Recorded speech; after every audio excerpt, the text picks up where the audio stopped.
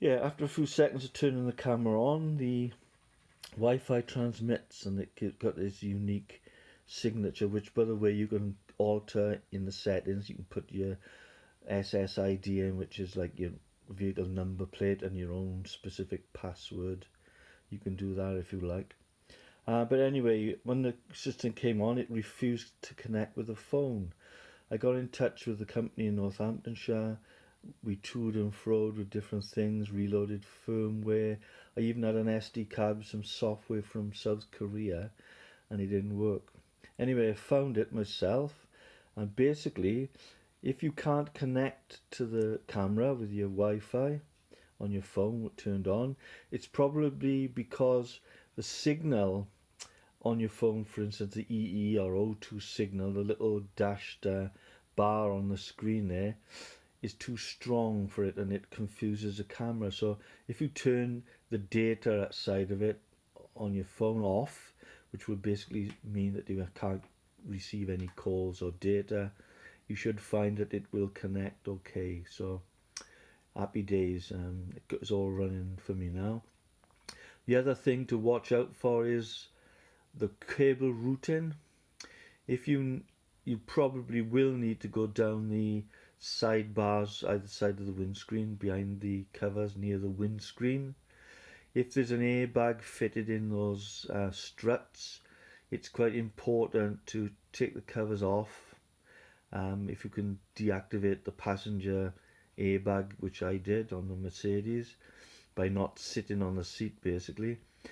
Feed the wires around the back of the airbag so that when it does deploy, the wires stay in place. They don't actually get pulled out like with the airbag. That could be quite dangerous to the passenger if the airbag goes off. So tie the wires neatly around the back end, away from the airbag deployment base starting point basically. So when the airbag goes off, it goes away from the cable, not in the direction or covering the cable. I think that's about it really. Good product, loads of features on it. There's lights on the front you can turn on and off. The parking feature is really good.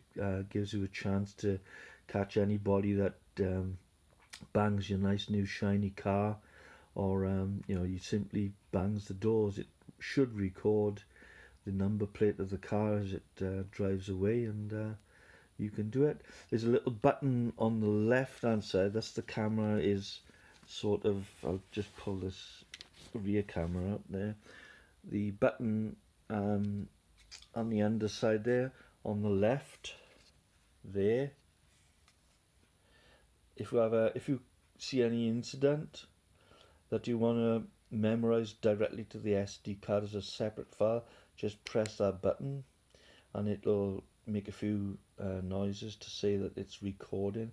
It'll record 30 seconds behind, 30 seconds in front, and stop. So for instance, if you see an old lady run in front of a car or something, and you obviously going to be quite alarmed, you can press the button and it'll record before and after. So if that guy did actually get in trouble with it, you can actually tell him, look, I can give you the information to cover your backside really. The other thing is, when the thing goes into sleep mode, the camera shuts down, and after a while all the lights go off so nobody can see the lights. You start the car up, the Wi-Fi doesn't come back on, so simply hold that button down for a few seconds and the Wi-Fi will come on. The other thing is, on the left there's another button. That button basically is to turn the microphone on and off. So if you don't want to record the interior of the vehicle, talking, etc., just press it once. It says it microphone's deactivated. Press it again, it comes on. The other thing is, when you first start the camera up, you need to get the GPS system running and everything. So you basically drive constant 30 mile an hour for a mile or so. You hold the button down when you're driving in the first instance, and it'll make a noise. You release the button and basically that'll calibrate the camera to your vehicle. Anyway, enjoy, and I hope this video is of use. And if anybody from QVIA are listening, I think you should improve the app. It's quite a, I think it's a quite a inefficient app really. There should be one specific app for this camera, not giving you a chance to select the other version of cameras.